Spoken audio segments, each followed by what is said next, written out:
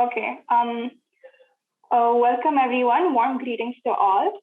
So on behalf of the Biology Society, I, Mariam Nasir, as an event manager, welcome you all to today's exclusive session on preparation tips on giving competitive examinations in the life sciences.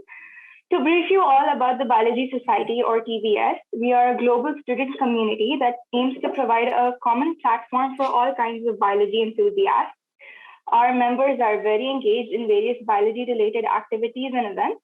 If you want to know more about our society, you may check our website. And if you're interested in joining our society, you can fill up the membership form.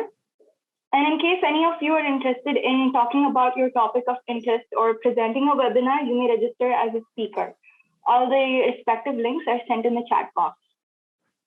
Will be sent in the chat box. So today we're very pleased to introduce the speaker, Mr. Pavan Rao, who's currently pursuing his master's in biotechnology from IIIT Roorkee. He has successfully secured an All India rank of 31 in the IIIT Jam 2020. Besides this, he's also a part of the top 1% rankers in Karnataka State in the Biology Olympiad 2016-17 NSEB. He's also Karnataka State 667th rank in the NEET 2017 and has cleared the IIT mains and appeared for IIT Advanced in 2017. Along with this, he's received many other distinctions in examinations such as ASSET exams, Olympiads, and other national level quizzes. So that being said, his scholastic achievements show only a glimpse of his multifaceted genius. So it's an honor to have you here with us, and I extend a warm welcome to Mr. Pavan. I think you can take over now. Thank you, Mariam, for the introduction of mine. So,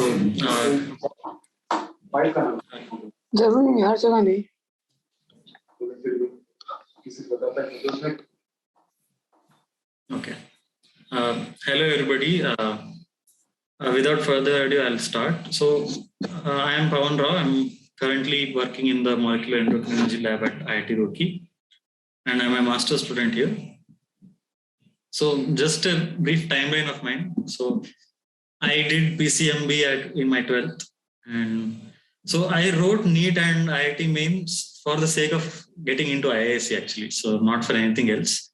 And I couldn't clear KPO exam at that time by maybe half mark or something. So that's the reason why I wrote those exams, not for anything else.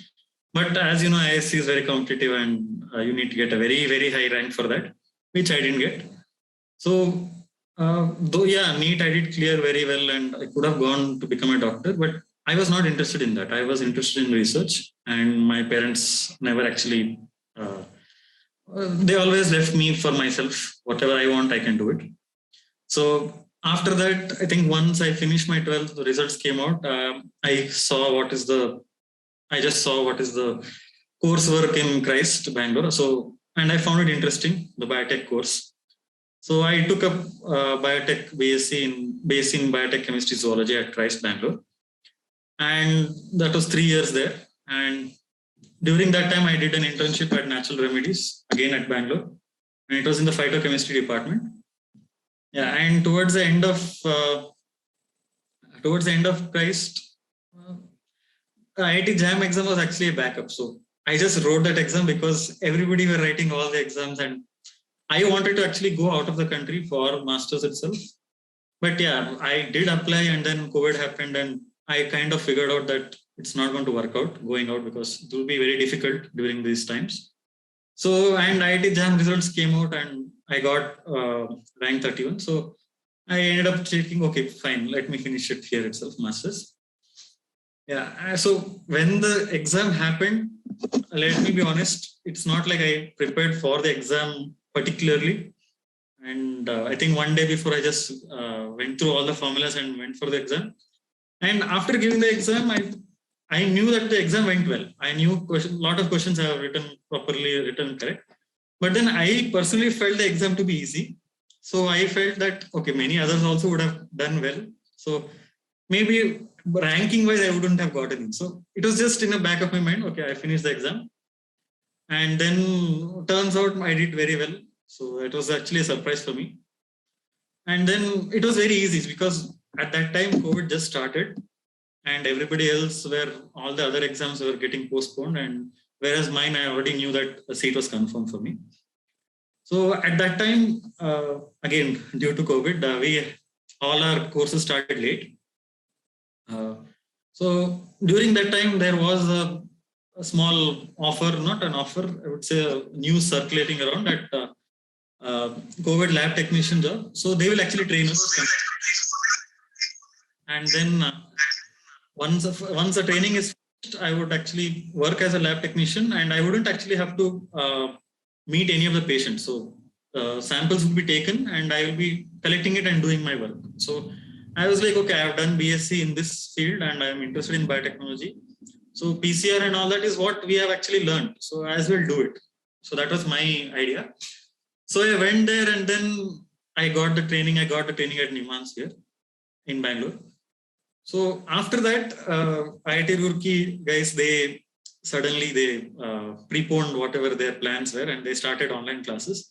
So at that time, I didn't want to leave that work because they have trained me and all that. So I did a nighttime job that time. It was a voluntary job, but I did get paid for it. So for 3 months, I was a lab technician. It was 10 p.m. to 6 a.m. shift there. And then daytime, I had MSc classes. So this is one thing which actually helped me a lot, in a sense that obviously you know that 1 year of MSc was waste. I mean, there was no practical courses, nothing. So at that time, I had a lot of lab experience. So I would always tell anybody that if you have any experience, that's always a good thing for you to show in the future. Yeah, and after 3 months, I did a full-time biotechnology course because that was also hectic. I mean, MSc was also hectic. And then now, very recently, I applied for PhD at UMass Worcester, and I got in also. I cleared the interview and I got in. So this is my timeline. Okay, so I'm assuming the participants here are from various fields within biotechnology, but people after bachelor's. So what do you do after bachelor's if you're done in life science? So these are the 4 major things that people usually do. They do masters. That's like a known thing. Like after BSc, do MSc. Or some people, they work in the industry also, and some people, they want to start masters, but it didn't get in anywhere. So they they join a lab and do a small project, and then they can apply foreign also because these experiences count. And some people, they're fed up with biotech and then they leave the field. So people who are like this, I don't think this current session will be that interesting, but I think most people here are not in this category. Yeah. And the pie chart here just gives us brief about what is the usual thing that people usually go into, like in the industry or in project. In the industry wise, this is how it is very, very nicely distributed, I'd say. Yeah. So here, obviously, people here are here for the master's exam and clearing exams. So I'll come to that. In India, if you want to do master's, you have to clear entrance exams because master's in biotechnology, at least, is a very costly affair. And there are not many seats. Let me be very honest with you. So there are multiple exams. There are like this JG Bills. It's from TIFR, and then IIT Jam, which is going to happen in 2 weeks, as far as I know. Yeah. And then there are other exams also. There is GAT-B, and then individual university exams too. So yeah. So in JG Bills, see, advantage here is that it's for all the TIFR integrated MSc PhD programs, and even other institutes also taken through this exam. And then I think the best advantage is it happens very early. So this is one of the very first exams which actually takes place. It happens in December. Okay. So disadvantages are also lots. So one of the main problems that I feel about this exam is that they do not declare the rank actually. So they will just, the result is basically just whether you have qualified or not. That is, you have secured the minimum cutoff or not. But they won't tell you the rank. And there is ranking. And this rank is actually disclosed to all the participating institutes and not you. And this exam is also written by MSc students. It's the same exam for both BSc and MSc students. And not many exam centers. Usually people need to travel a lot. Even people in Bangalore had to travel a lot for this exam. And one more major thing is that after finishing this exam, you need to apply separately to each of these participating institutes.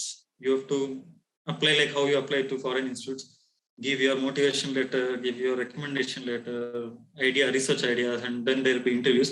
It's a very long drawn process. So it's not like, even though exam happens in December, the outcome of this actually comes somewhere in June the next year.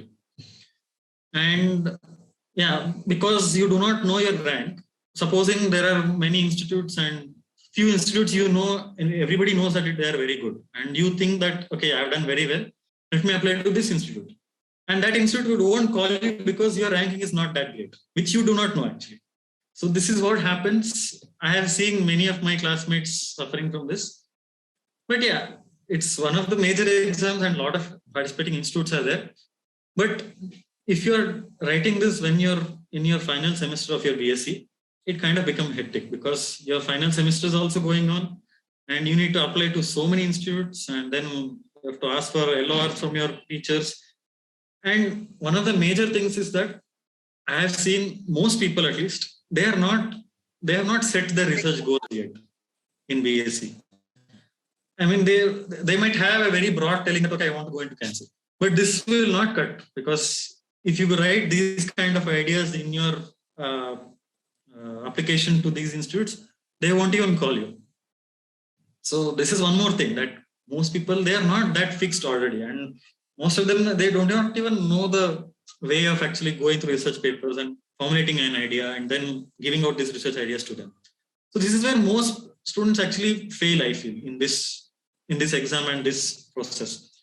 So very few actually get in through this, is what I would say.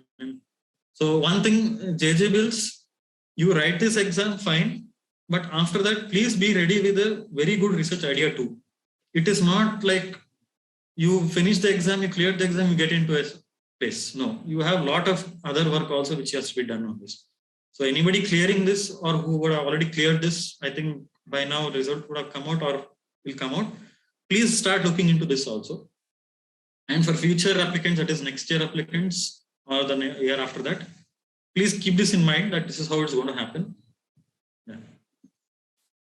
And then comes the IIT Jam exam. So it happens every February. Yeah, February 13th this year it's going to happen. And then by March, the results are declared with the ranks. And then the seats are filled in a centralized manner, just like how your IIT Main, IIT Advanced did the job, and even NEET counseling goes on. That's how counseling happens here.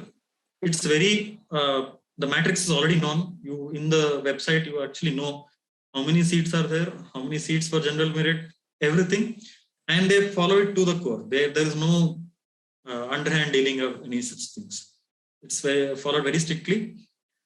Yeah, and disadvantage is that there are very limited number of seats. And I mean, just now I went through it, and this year there are only 68 seats which you can actually, which you are eligible through from the Biotechnology Jam exam. And only these three participating IIT institutes are there: IIT Bombay, Indore, and Kharagpur. Yeah, so you can understand. And I think in my year there were 9,000 people who wrote this exam, and in that only 68 get in. So that's a kind of competition that is there for this exam. Yeah, and I'll get to IIT Roorkee next. IIT Roorkee is not taking in people from IIT Jam exam anymore. Please keep that in mind. I'll come to why that happened soon. Yeah. And then there is GATB exam. GATB exam again has a lot of participating institutes. All your state universities, Himachal Pradesh State University, all of them happen through that. But, and then this exam happens in the end. Usually it happens, I think, after your BSc finishes sometimes. And I think last year it went on too late because of COVID. I think it happened in October, I guess. Not last year, last year. 2020 GATB happened on October. That's how late it went. And then IIT Roorkee takes students in from the GATB exam. Okay. Yeah, disadvantage is that at this point of time, most students, they start becoming serious about doing MSc, because even now for the JAM exam or the JG Bills exam, many students are still in their mood that, okay, still I have still time. BS is not completed. But now BS is complete and everybody is serious also. So a lot of people write this exam with a lot of preparation too. And then one more thing is that even these participating institutes, a percentage of seats is from this GTBI exam, and the rest they have their own individual university exams too. So it's not that if you find out that from somewhere that okay, Pondicherry University has 40 seats, let's say, not all 40 will come through GTBI. They have their own distribution and all that. So keep this in mind too. Yeah, so I'll explain why IIT Roorkee is not taking through Jam anymore. So my batch was the last batch who were taken from Jam exam, because we MSc students, our course is actually supported by DBT, Department of Biotechnology, and we get a stipend for it. Stipend every month we get a stipend, and DBT is actually, there was some issue between DBT and IIT, telling that DBT says that if you're taking people in from Jam exam, we cannot give you the stipend and all that. So then they came to it was like a lot of problems happened even for us.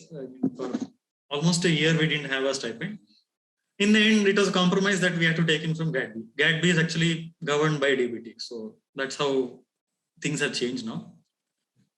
Yeah, so please keep that in mind. And the irony is that this year, IIT Roorkee is the one conducting the Jam exam, and Biotech is not taken in through that exam. So that's one more irony for people. Yeah. Okay, so what should you do for students here, for participants here who are not in their final year right now, who are in the second year or first year? So this summer break between the second and third year, please visit all the websites possible, all the master's courses which is there, which is taking in people this year. Some places they have this issue also. Only 2 years once they take in people for masters. I think wildlife course, I don't remember now, but there are a few courses like that. So you need to do your homework this way. You need to find out where are the courses and how are they taking in and what are the dates, and make a Excel sheet or something so that you're organized here. And eligibility requirements also. Some places they want you to have maths in your 12th, and some places are not bothered whether you have maths or not. It doesn't matter. So please keep this also in mind when you are writing the exam. Not when you're writing the exam, but it should not be that you wrote the exam for that place and then found out that it's of no use. It shouldn't happen that way. I wouldn't want anybody to suffer that way. Yeah, and then even the syllabus and all that, mostly all syllabus, it doesn't matter so much. Syllabus remains the same more or less. Maybe 1 or 2 topics might interchange, but it is not a great deviation in the syllabus. But their application periods, it does matter. So please don't lose out on that.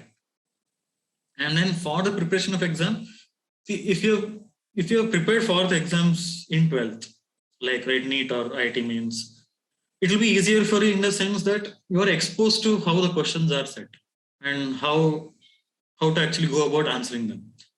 And if you are not, then I would suggest you to actually look at maybe tutorials or books which actually give you the kind of questions, which gives the feel of those kind of questions. And then maths and physics is till +2 level only, and it is easier than IIT mains level. I can assure you of that. It is actually not that difficult. If you somehow mug up all the formulas or even few of the formulas, you can go ahead with it. But you should be, at least you should have had an experience solving maths and physics MCQs before. That's what I would say, that if you have given IIT mains and all that, it will be easier for you. But if you have not given any kind of exam before, then maths and physics, please, you have to give a lot of effort, because you are not aware of what kind of questions might come.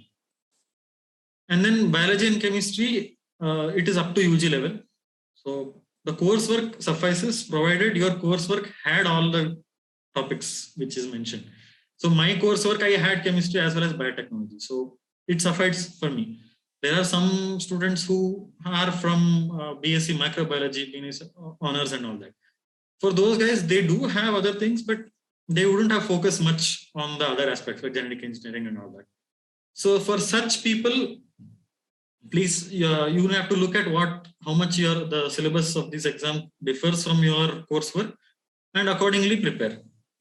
And then solve previous papers. And even at least in the IIT Jam, there is always a trend that based upon which institute is setting up the question paper, there are certain topics which are surefire to come.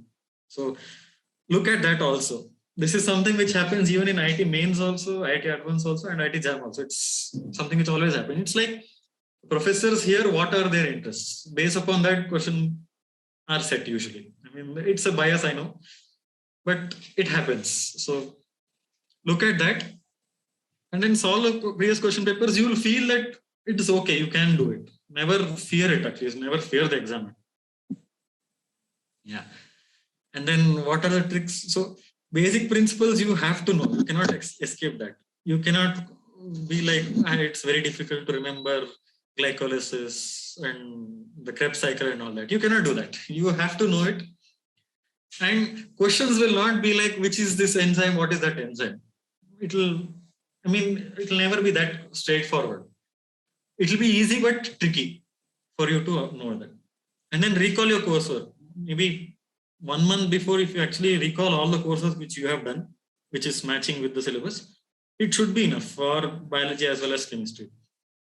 Yeah, and all these things which I have been telling is for people who are self-driven. That is, people who can decide for themselves that I'll sit today and learn. I'll learn by myself. If you are not self-driven and if you need somebody to be behind you to actually tell you to do this, do that, there are a few coaching centers. I personally do not know of any because I didn't do anything of such. But I know that there are coaching centers. I am not sure of it so much, so I cannot help you in that. And one more thing which most people ask me is that which book did you refer and all that. So I have not referred any particular book for this exam per se, and I only whatever coursework books which I had, few books like Prescott Microbiology and all that. Those are the only books which I actually read for the coursework I had read, which helped me a lot. So one thing which I have noticed is that people, for the sake of showing that they're studying, they end up buying a lot of books from them, ready reckoners, the essay notes and all that. And then they don't finish even one book completely. So this is actually a bad thing. You don't have to have 20, 30 books for the exam. Keep one book which looks like it has encompassing all the syllabus and study it entirely. And recall it. You should be able to recall. It's not just reading the book and solving the questions and then just forgetting it from your memory. And then lab questions from faculty. This is especially for the people who are writing JG bills. After your exam results and you are called for interview, in the interview, questions are not straightforward. They will give you questions which are in the real life lab settings that I am doing this procedure and I am finding this as a problem. Suggest me some way to actually go about doing it. So you should know the entire basic concepts there so that you are able to answer. So expose yourself to these kind of questions from the faculty, from your current faculty here. I know a lot of people, at least in BSc, how does the Viva go? One batch of people who has the Viva one batch of students have their practical exam before the other. And then the other batch are very happy because the first batch, they come out and they ask all the questions that the teacher has asked. It should not go like that. You ideally, even if you go first or in the next round, you should be able to answer. So lab questions, please be aware of them. And then my personal habit is that I write and learn. From a very young age, I have been writing and learning. So whenever I write, obviously I recall it much better than just reading. And then just reading, you might end up sleeping also. And while writing, there is no chance of that. And I make my own notes. For coursework also, I had always made my own notes. So those notes are the ones which I just read once before exam, any kind of exam, which is enough for me. So if anybody still has time, please inculcate this habit of writing and learning. I mean, there are a lot of studies also which talk about writing is better for learning. There is graphotherapy and all that. So please do that. And for the guys who have just 2 weeks left for the JAM exam, I hope you have studied already. There is no escape now, but keep in mind a few tricks. Yeah, so most of these exams, they have the question types of MCQ, MSQ, and numericals. This is like a standard for any kind of exam. And MCQ is wherein only one option is correct among all. And MSQ is where you might have one option correct, or all 4 options correct, or 3 options correct, anything. That's an MSQ. So there is a question and there are 4 options. There is a chance that all the 4 options are correct, or only one is correct. So you should be able to know exactly the entire detail for you to answer these kind of questions. And then numerical questions, obviously the answers are all numerical numbers. And you should also be aware of their negative marking also, because see, if there is no negative marking in a question, and if you find that, okay, this may be the answer, please actually pick the answer, like answer this particular question, because there is always a chance, at least in India, that questions are not set properly. Questions have ambiguous answers, and they do give grace marks. And if you have not attempted the question, you don't get any grace marks. So don't lose out on such things. So if there is no negative marking, and if you are not completely sure of the answer, whatever you are little sure of, please answer that in case of no negative marking questions. And if there is a negative marking, please attempt when you're absolutely sure. Okay. And then, at least nowadays, all your exams are online. So you have online calculators. You have all you have apps or even websites wherein you have these online calculators available. Please use it once so that you know how to use it at that time, and don't do silly mistakes while using a calculator in the exam. So familiarize with yourself with those calculators. And then there are questions wherein you have to match the answers. Like I remember there was I think 2 or 3 questions wherein infective organisms, what they cause, this organism and what they cause. So in these kind of questions, do not waste time sitting and matching each and every infective organism. Find the organism which is least known, like malaria and all that are common, and everybody knows that. So even the questioners also, they know that everybody knows what is the infective organism for malaria. Don't waste time in those. You might have some rare diseases which you know the organism for. Match that one, and most of the time only one option will have it matched actually. And then you can just cross check whether it is correct or not.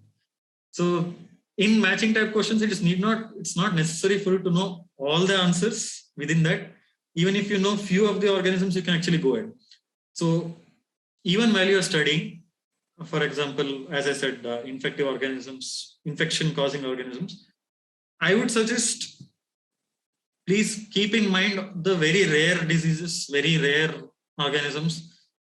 Learn it very well, so that in the exam paper, when it comes, these are the things which only one of them are actually having. Only one option has this particular match set.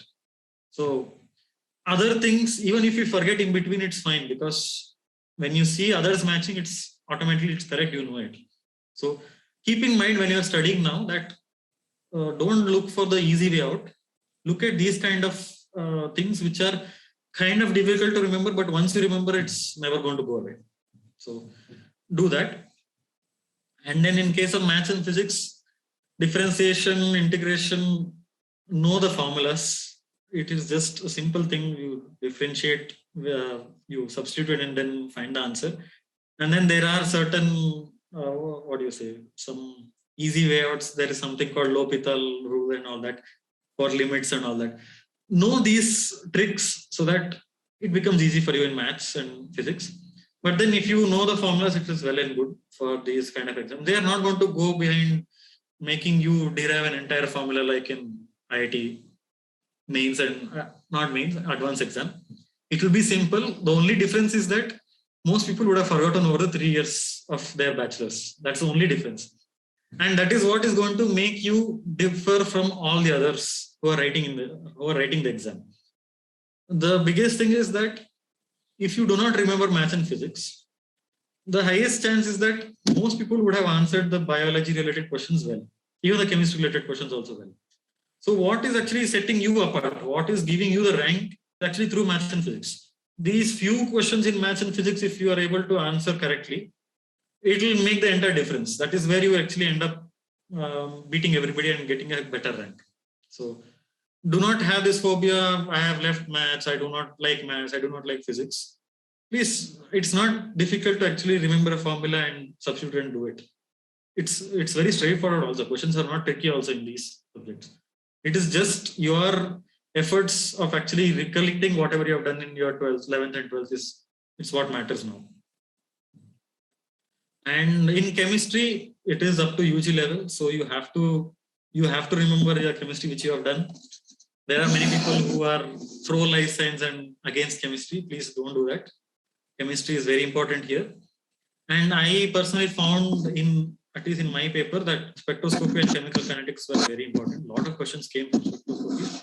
Somewhere around some 6 to 8 marks actually came from spectroscopy related questions. A lot of people do not like spectroscopy, but it's important. And one more thing about spectroscopy is that while setting the question paper, the examiners, they do not, all the spectroscopy related questions do not come under chemistry. You realize that? I think even now in the syllabus topics for biotechnology, they talk about analytical techniques in biology. So all these spectroscopic techniques for biological molecules, they'll give it under biology. So you might think that, okay, I know biology very well and let me go and write the exam. Maybe biology related questions, your core biology related questions went up to only 40% of the marks, and the rest was all these spectroscopy, maths, physics and all that. So you will end up losing out in such cases. So please do that. Chemical kinetics also. Remember all these first order, second order, because these first order reaction kinetics even comes in microbiology also. There were numerical type questions wherein they were asking based upon chemical kinetics of the growth rate and all that. So learn all that. And organic part, do not actually mug the organic part. Just remember how hydrogen has to behave, how proton has to behave, and you'll get the answer. It will not be that difficult. But you need to, it's just a knack of how to learn organic. This is something which you have to do even now. If you're not doing, it will be difficult for you, I would say. Yeah. As I was saying, please be aware of the marking scheme. This is a screenshot which I have taken right now from the Jam website. Yeah, so this first section, which is MCQs, you have two types. You have a few questions which are very easy, which are only containing 1 mark, and few questions which are not that easy, which are for 2 marks. Okay. And these questions have negative marking. 1/3 is negative for it. 1/3 of 1 mark or 1/3 of 2 marks, right? And in case of MSQs, the next section B, again you have the same kind. You have few questions which are higher. All of them are 2 marks, sorry.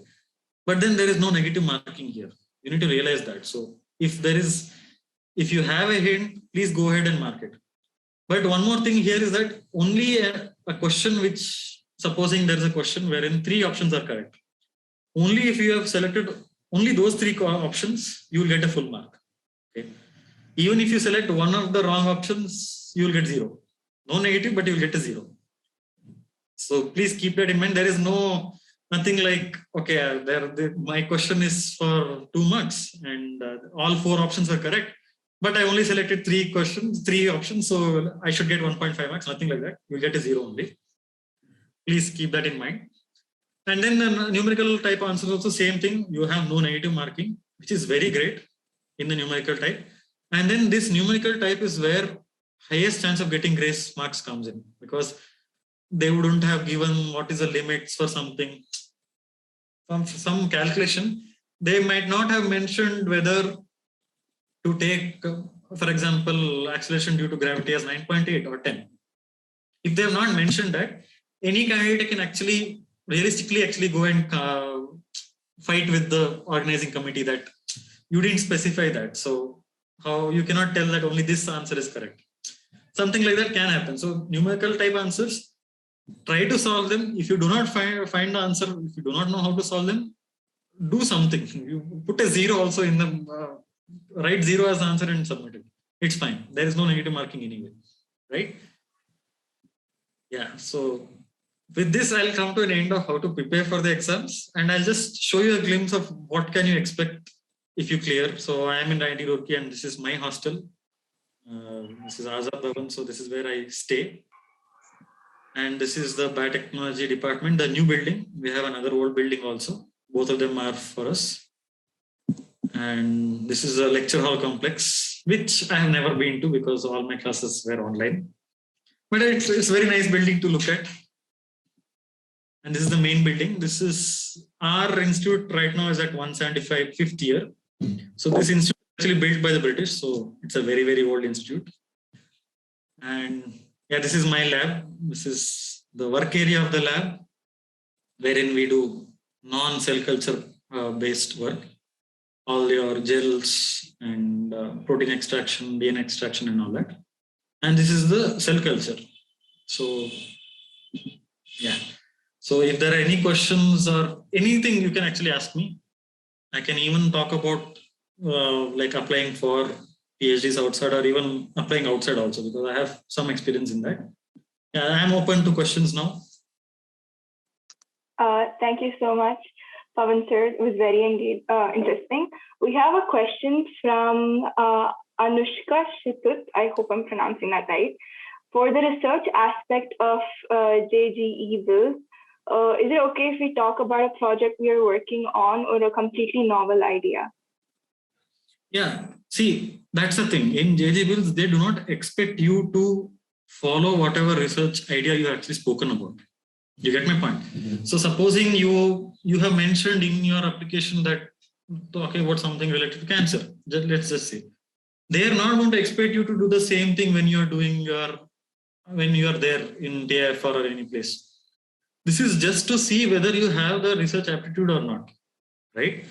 So it can be anything. It can be a project that you're currently working in.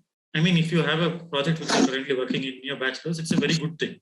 You have a lot of experience which you can speak about there. And you can also speak about what more you want to do in this particular field. For example, you're doing a project and you're near the end of this project in your bachelor's. And we always, even in any project for that matter, once we find out our results, we have future aspects of this. So this is the result which I found out, and what more can happen in this field.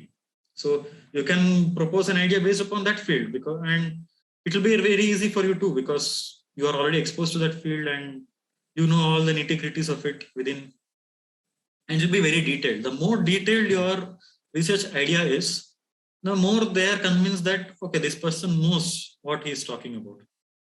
Simply plainly telling that I am interested in lung cancer because of that, it's not going to cut.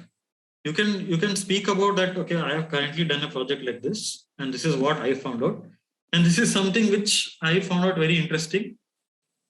This will actually help you a lot. Even in my case, when I was applying for PhD outside, so I had actually attended a talk in my bachelor's on paleobiology. So it's about ancient viruses and how they have shaped evolution. And my research interest is actually in how viruses have helped human brain evolution. So one thing that defines humans is actually the brain, capacity in the brain. And what difference? So my hypothesis is that we have retroviral elements within the genome which are responsible for brain development. And turns out it is actually true, because within a neurons, communication between neurons, there is a retroviral protein which is being used. So this is how I had put in, and this is what I'm currently even working on. So that particular protein in depression models. So this will actually help you a lot. It's a great idea.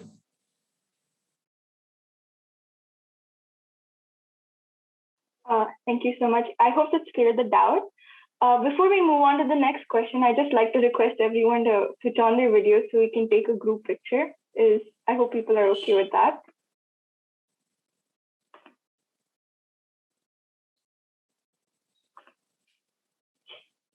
I'll stop sharing because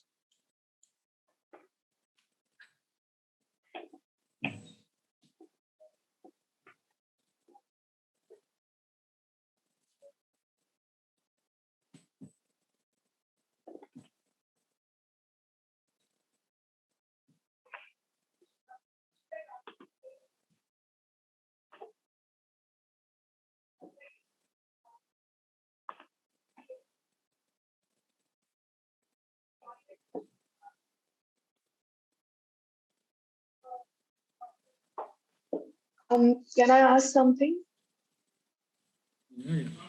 Yeah, go on. Yeah, so so I wanted to know what advice would you give for people who are preparing for like GRE and IELTS, like for MSc in biotech from European countries or maybe UK.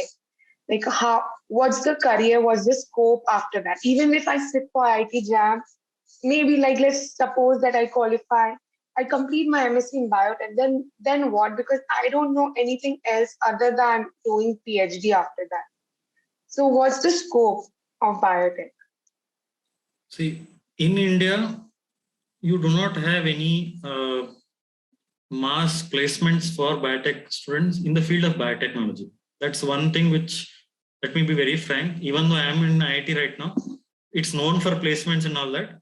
But for biotechnology students, we do not have goals in biotech exactly. So the placement that people do get in after MSc Biotech here, at least, is related to data science and all that, which is not exactly biotech, or product management of in pharmaceutical, but not exactly research based placement.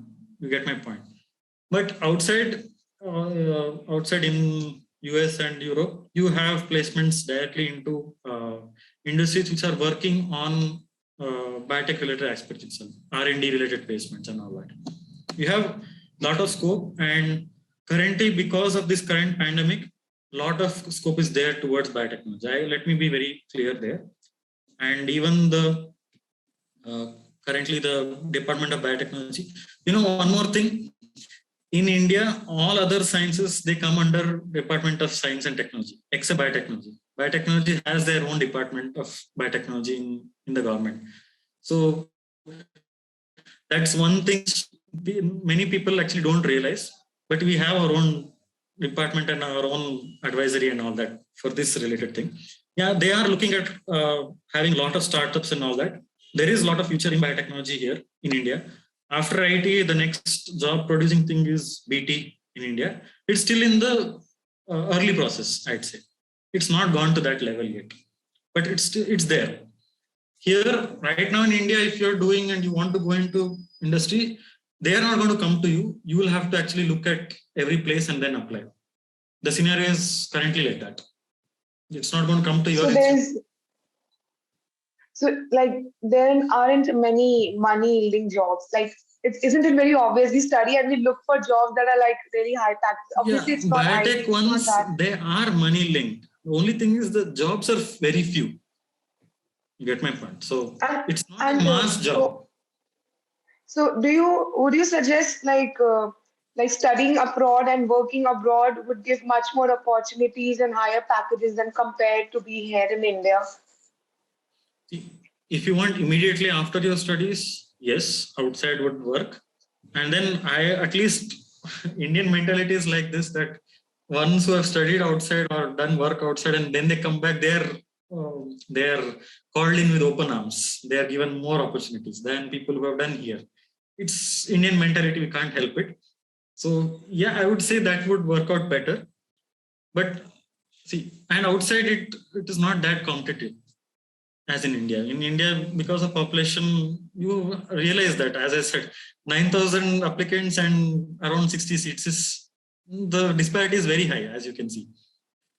So yeah, once you go out and come back, you have better opportunities, or you can stay outside also. That's up to you. And one more thing. About GRE exam, I would say please look into it more, because currently due to COVID pandemic, most institutes are leaving the GRE exam. They don't want you to have a GRE score or anything. So please look into it once more. Most of them are not GRE anymore. I have not written GRE myself, and I have already gotten admission for PhD outside. Yeah, English. Yeah, I read that in your first slide. Yeah, so English requirement is still there. Time your English exam such that it doesn't coincide with all the other exams. It is not that difficult if you have done in English medium and you know how to speak in English well enough. But you have got into a college for your PhD, right?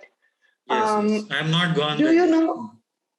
But do you know any of your batchmates from Christ who plan to go for MSc abroad? Yeah, like they haven't done it from here. I know 1, 2, 3, 4, some 6 people who have gone abroad for MSc. 2 are there in Goethe, Frankfurt. There are 2 Okay, in Goethe, yeah. Yeah, there are quite a lot of people which I know of. Most of them are in Europe. Yeah, so one thing is that in India, your bachelor's is for 3 years, and many they do not accept this 3 years as a bachelor's. So they say that they do 1 year research project somewhere and then apply. I mean, that's also a good thing. You will have better experiences and you have better time to actually write your SOPs very well and apply outside. During your coursework, it doesn't work out that great. It will be very hectic, I'd say. And for people from Christ, one thing is that even though our thing is for 3 years, it's still considered as a graduate course according to US standards. I have a written proof for that. My 3-year bachelor's is equivalent to your 4-year bachelor's, which people do in US. Okay. Only problem is that if you're applying when you're doing your bachelor's in your final semester, maybe. Thing is that you haven't actually finished your bachelor's, right? So when they're evaluating, it looks like you have not done anything yet. Okay. So if you're trying to go out after a bachelor's, finish your bachelor's, 1 year, do something else, and then apply outside. It's much better off to do it if you want to go out. You can apply before, but chances of you getting is higher when you do this.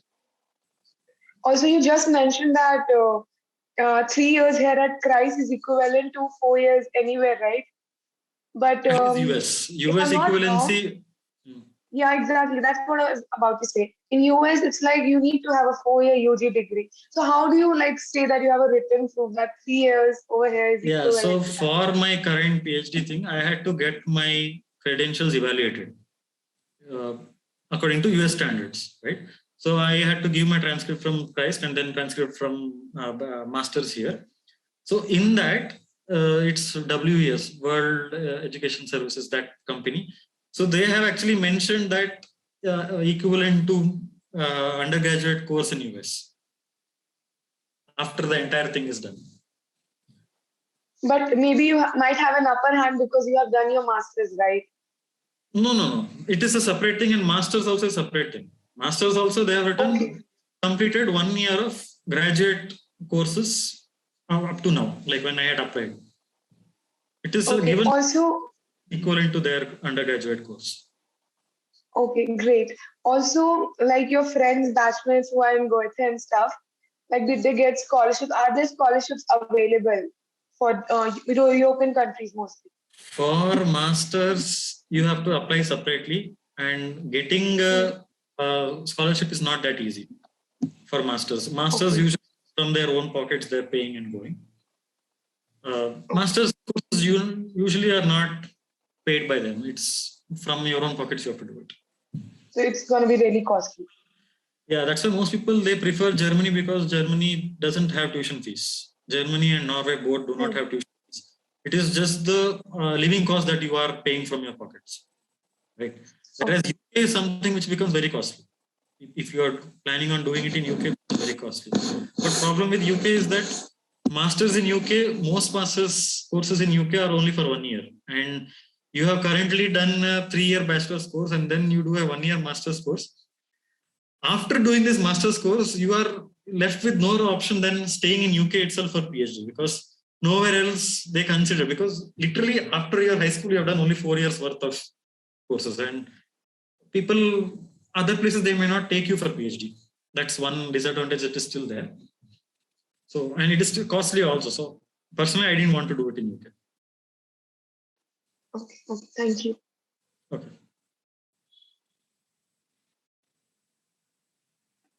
Thank you, Samriddhi. Can everyone just switch on their cameras, please? We'll just take a picture real quick.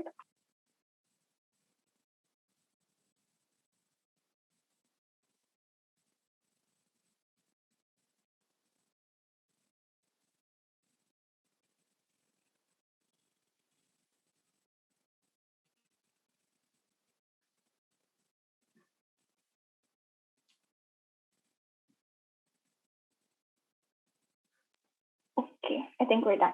Thank you.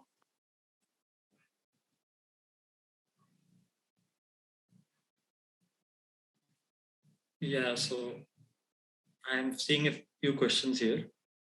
Yeah, exams helpful for foreign universities. They are not behind you clearing any exams. So even if you don't clear any of these exams, your idea has to be good enough for them to take you. So this aspect is more important when you're applying for foreign universities.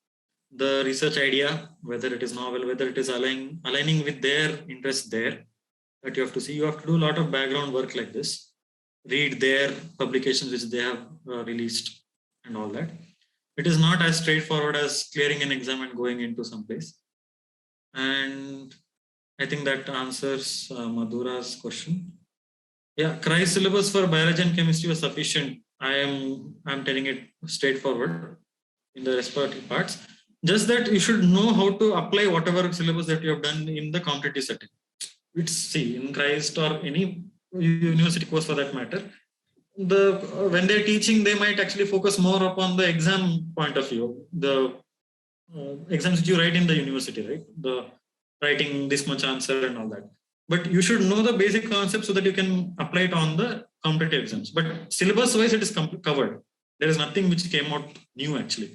In fact, all the higher syllabus like PAN, Biotech and all that never actually came in any of these exams. So please be very clear with all your cell biology, microbiology and all that. Plant biotech and all that is very rarely done in other courses like microbiology course and all that. So those kind of questions don't come much. Know the basics, but not particular factors like, okay, this factor will cause this. Plant hormones, please learn that, but not very specific things like why does this happen, molecular base and all that. It doesn't come, they don't go too much into depth like that. And interview process, see, for Jam, through Jam, I didn't have any interview. As I said, it's a counseling process system. Based upon your rank, the seat gets filled and you get into the course. There's no interview there. And for IIT, to get into IIT, there is no requirement for you to even have done a biology course in your bachelor's actually. I have one classmate here right now who has done his bachelor's in industrial chemistry. And he cleared the biotech exam paper and then came into MSc biotechnology. So they do not have any such things like that. But yeah, if you come like that, you will find MSc to be very, very difficult because subjects are still the same, like what you've done in bachelor's, but they're like compressed.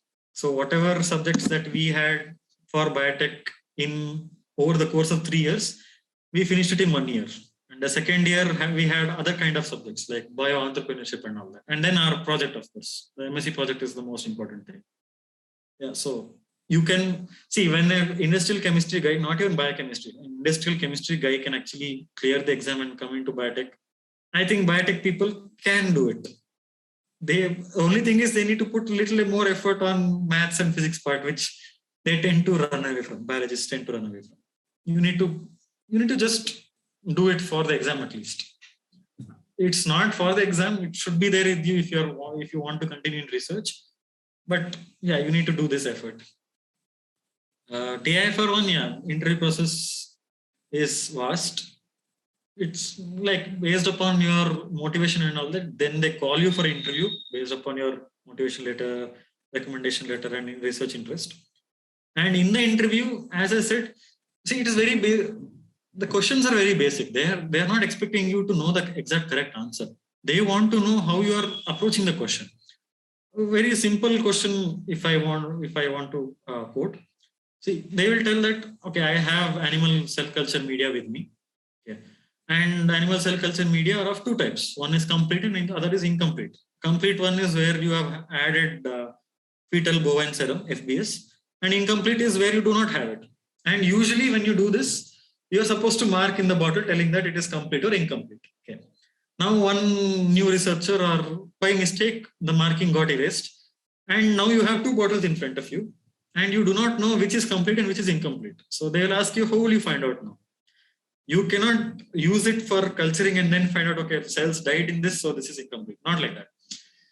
Looking at the bottle, holding the bottle, how do you tell whether it is complete or incomplete? So these are the kind of questions which are kind of lab questions. So this is what I'm trying to tell you. Speak with your faculty right now and ask them to like introduce you to these kind of things during a practical exams or something, or before that. Right? So the answer for this, whatever question I have asked, is that, see, FBS is a protein. It's a serum protein, right? So when you add FBS and when you shake your media, the bubbles which come up, they actually stay. Any protein solution for that matter, if you vigorously mix it, it bubbles up.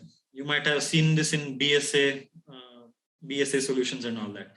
So these kind of bubbles, they do not go away actually. Whereas only incomplete media, if you shake it, the bubbles actually go away after some time. So this is a very simple question like that. But this is how they want you to approach a question. You should be able to answer it like this. I think the other kind of question which I heard was, yeah, some bacteria is there. How do you say whether it is oil eating or not? And you do not have any access to all your spectroscopic instruments, MS and all that. So simple answer would be put a drop of oil and check whether it is getting emulsified or not.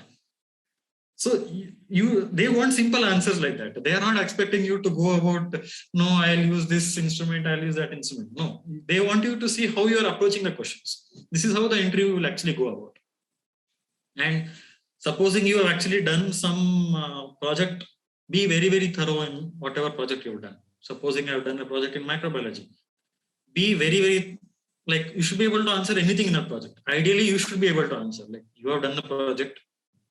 So anything there, it should not be like, I did the project few months ago, I have forgotten. No, that project is very important. Even for my current PhD one also, whatever I had done in bachelor's, whatever I'm doing currently is what they ask questions based upon. Okay. They are not asking me random questions, but this is something which you have to be very good at. In India, in certain interview, again, there are certain faculties, they have a bias, they ask questions which are related to their field. So supposing you know where you're interviewing, and please look at their faculty profile, look at what are their research interests, what are they currently working on. This is the stalking that you need to do, and brush up on that topic. For example, if supposing TIFR Bombay has a lot of people working on NMR, please brush up on NMR. I'm not telling you to learn entire NMR higher level and all that, but UG level, whatever NMR is there, please be very thorough in that. People tend to ask questions related to their field, usually the faculty here. So this is a stalking that you need to do. This is the background research that you need to do. Yeah.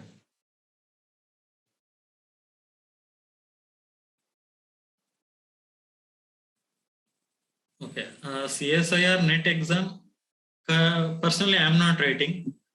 I kind of pledged myself that I am going out for PhD and not doing it in India.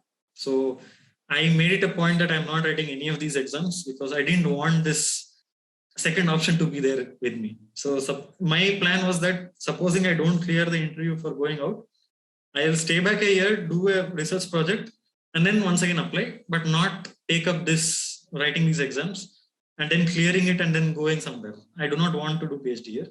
But in CSA NET exam also, see, the one thing I would like to say is that even though you're writing CSR NET after you finish masters, the level of questions do not become higher.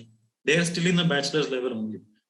And for writing the CSR NET exam, it is not necessary for you to have completed your masters. You can actually write it in your final year of your BSc also, right?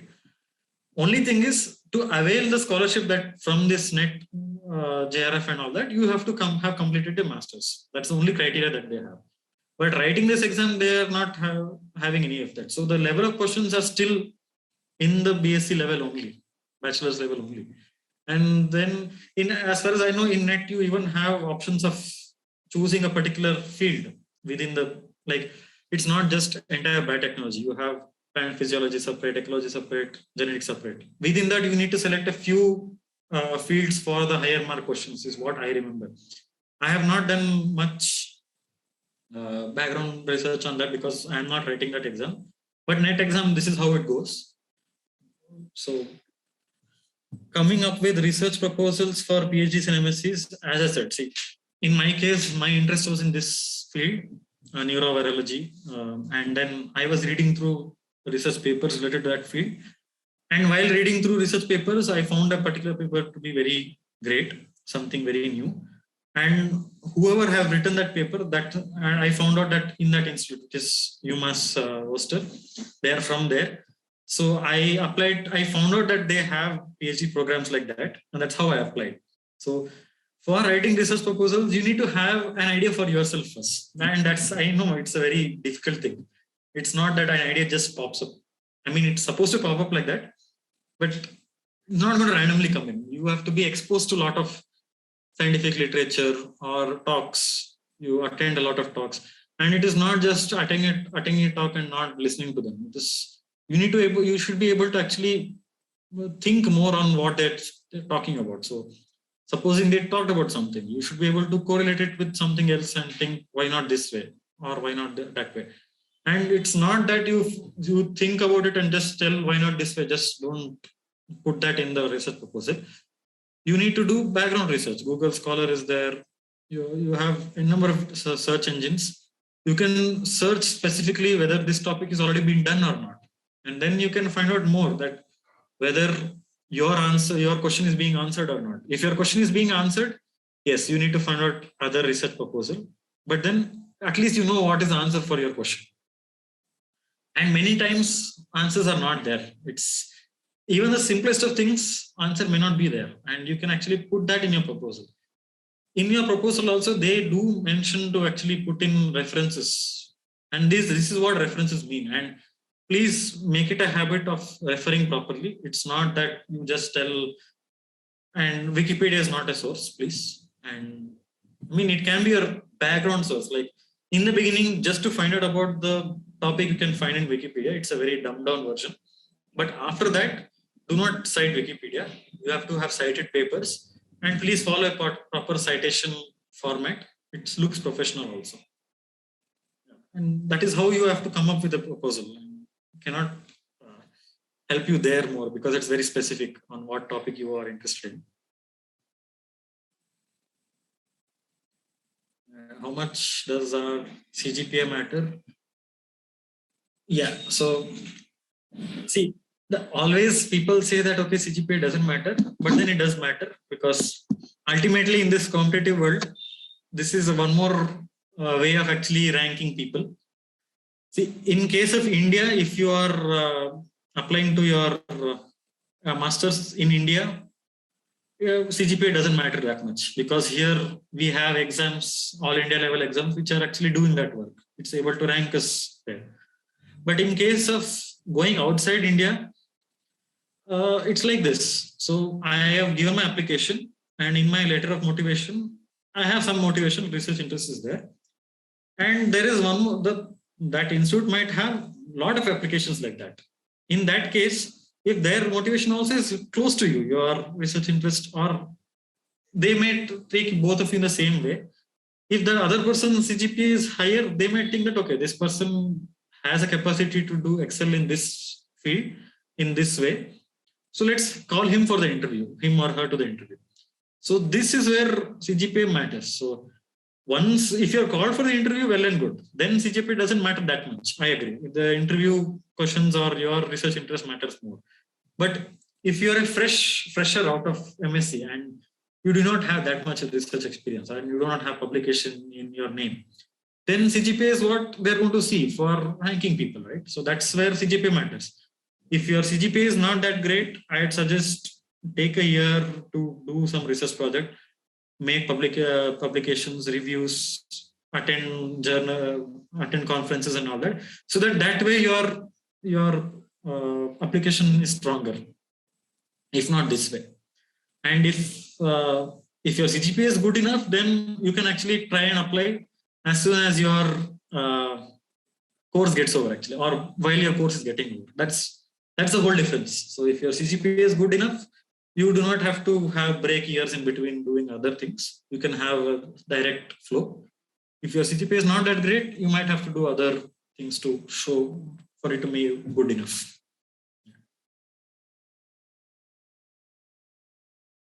Yeah, integrated PhD program as opposed to traditional route. See, integrated PhD program, I would suggest if you already know which research interest you want to go into, right? If you already know that, okay, this is what I want to do, and supposing I am interested in nuclear medicine or nuclear biology and all that, and you know that in BARC or TIFR there are people doing it, then go ahead and do it.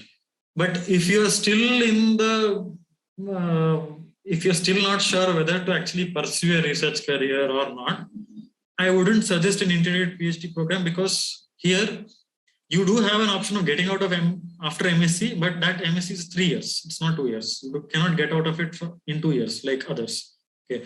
So supposing your bachelor's, you didn't have that kind of research exposure, and then you come to masters, and there you do not have that much coursework there as such. As far as I know a person from TIFR Hyderabad. So it's not about coursework there. It's more about read research papers, come up with proposals, come up with presentations, do work in the lab. And if you find it not that great once you join there, your exit is after 3 years. And after 3 years also, it actually kind of looks bad, because you actually dropped out from that course, right?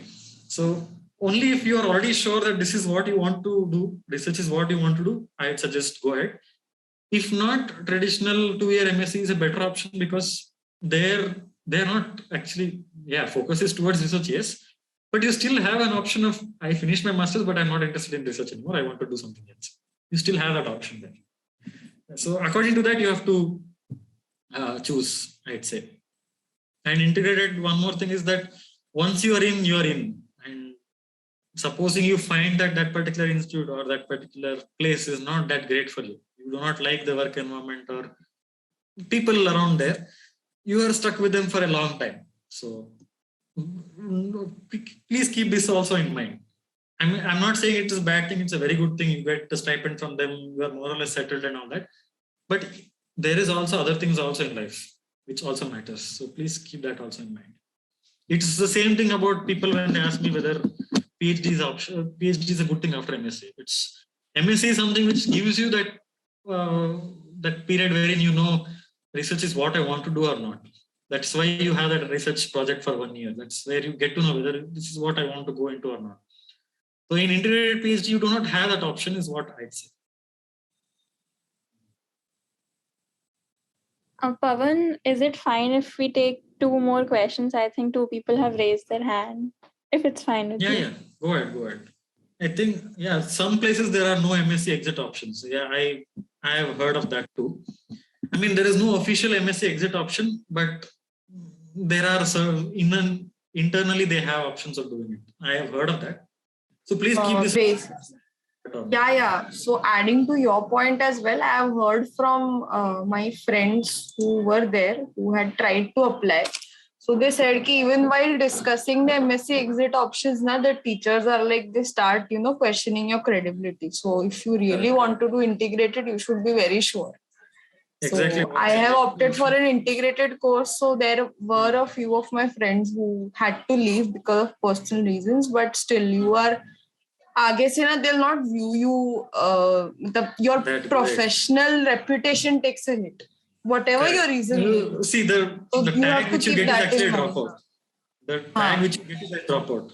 It's not a tag. And one more thing is, if you're dropping out and trying to apply somewhere else, you need to realize one thing, you still need recommendation letters, and you come back to these guys and they are not going to view you that great. Not interested in research and all that, which is it's a bad thing, I'd say. So please be very sure when you're doing it. Just don't apply because you got in, I'd say.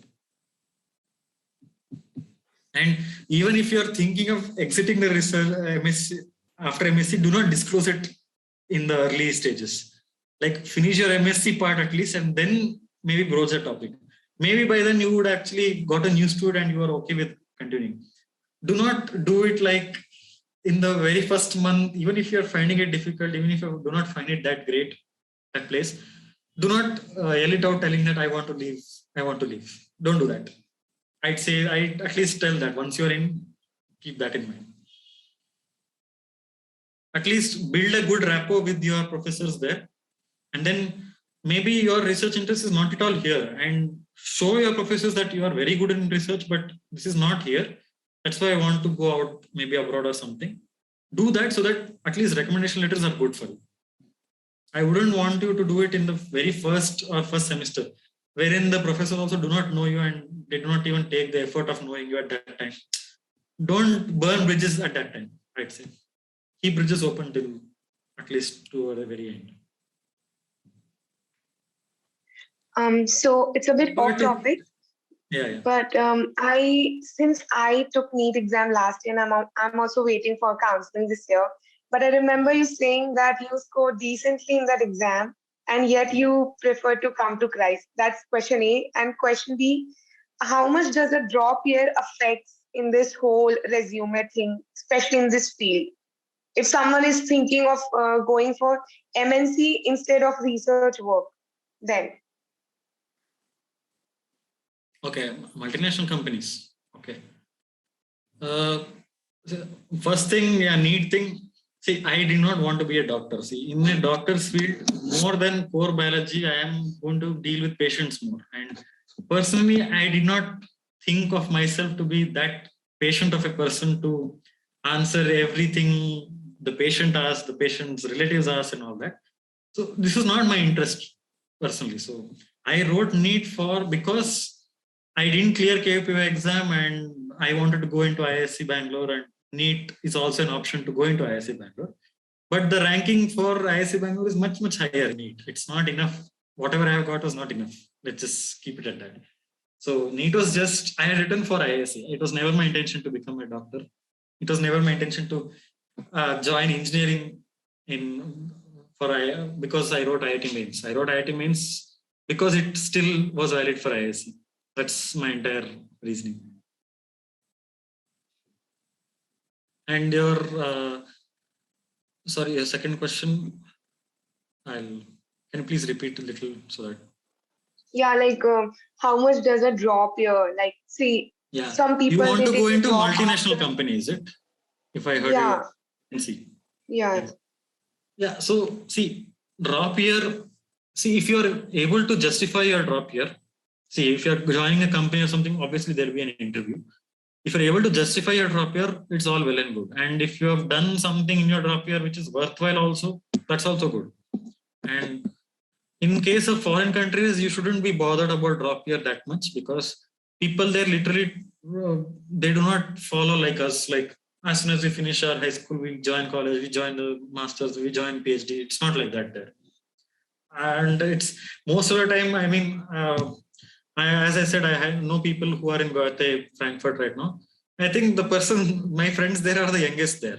There are people who are doing MSc when they're 30 years old and they have taken drop in the sense, literally drop. They have not done anything else also. They took drop for personal reasons. They did vacationing 1 year and all that. Still, it doesn't matter that much. You should be able to justify why you are taking this course now. Your thing should not be that, okay, I finished bachelor's, that's why I'm doing masters, or I finished this, that's why I want to do this job. It should not be like that. The reason for joining this job in MNC or something should be the reason. It should not be like, because society is going that way, I'm also doing that. In the interviews at least. So after doing MSc from Goethe and stuff, Goethe is a very reputed institute, if I'm not wrong. Yeah. So again, coming back to my question again. I mean, are there scope for MNCs or do people still get into research mostly?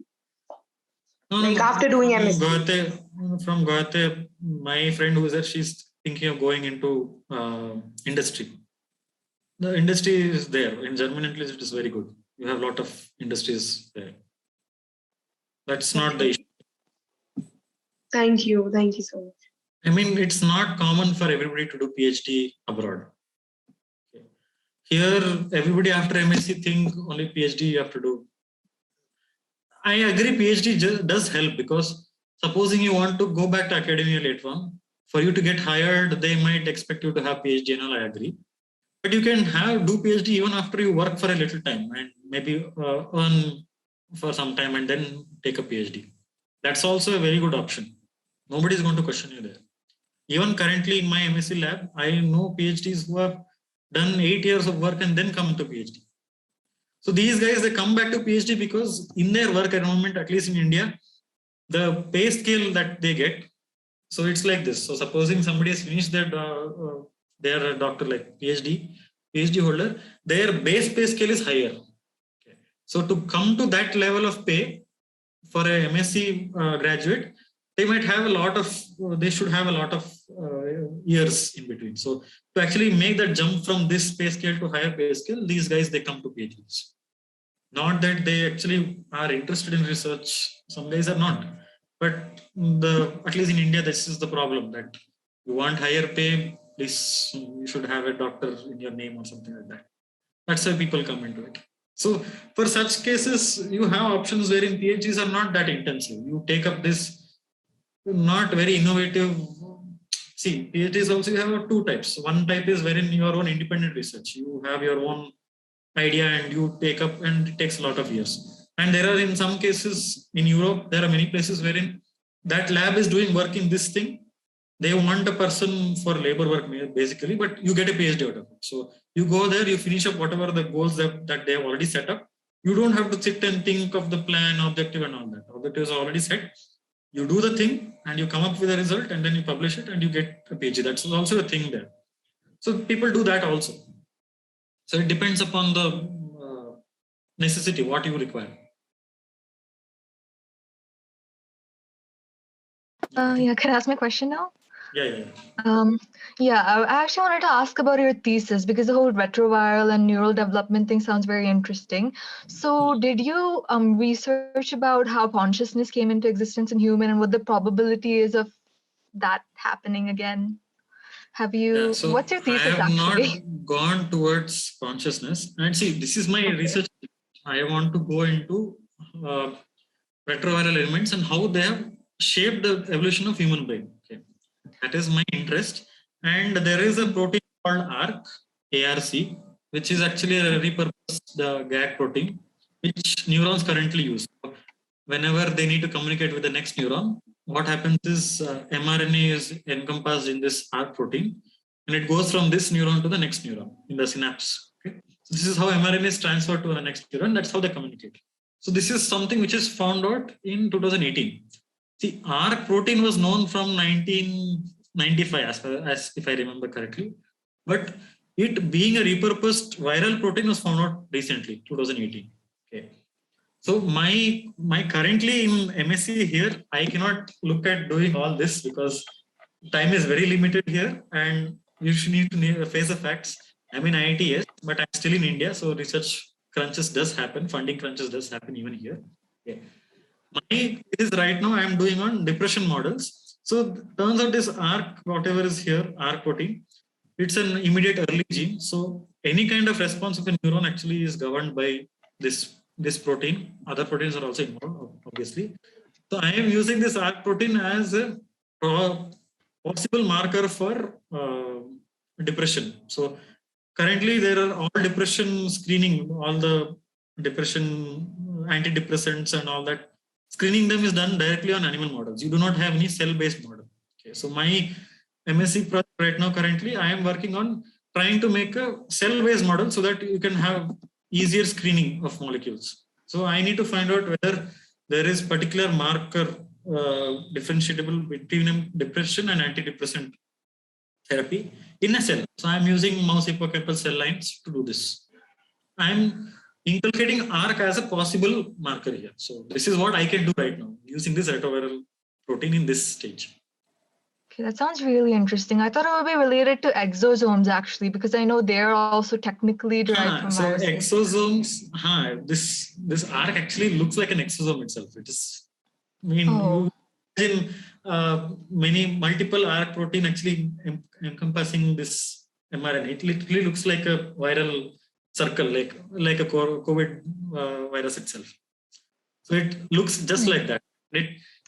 You don't call it exosomes because you do not have human cell membrane surrounding it, right? If it is cell membrane surrounding it, becomes an exosome. So it's almost like endosymbiont theory to some extent at this point. Yeah, that's what. Okay, that sounds really interesting. I mean, if you want to go more in that, the entire jump from egg laying to placental, from egg-laying mammal to egg-laying mammal, egg-laying species to a live birth-giving species actually due to a viral event. You can look more into that if you have time. Definitely. So, exciting. Go ahead. Okay, thank you so much. Does anyone have any other questions, or shall we wrap the question and answer session? Okay, I think that's it. With this, we come to the end of the session. Thank you all for attending and being so cooperative. Thank you, Pavan sir, for the very informative session. If anyone has any suggestions or any comments, they can fill it in the link, feedback link.